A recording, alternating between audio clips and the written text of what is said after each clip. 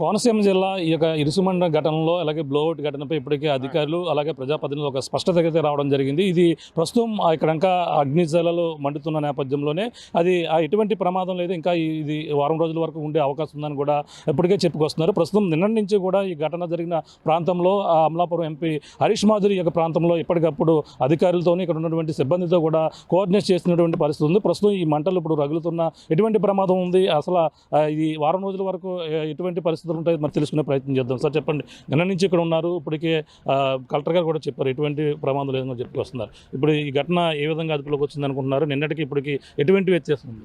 అంటే మీరు నిన్న కానీ చూస్తే మాత్రం ఈ ప్రాంతం కూడా వచ్చే పరిస్థితి లేదు. నిన్న చాలా వరకు కూడా మంటలుగా అసలు అదుపులోని లేని పరిస్థితి.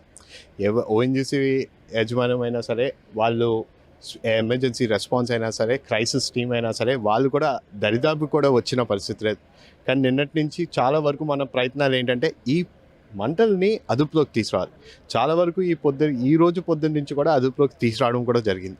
మీరు అందరూ చూస్తున్నారు, ఈ రోజు కూడా ఎంత ప్రశాంతంగా, నిన్న వచ్చిన శబ్దాలకు కూడా చాలామంది కూడా ఇబ్బంది పడ్డారు.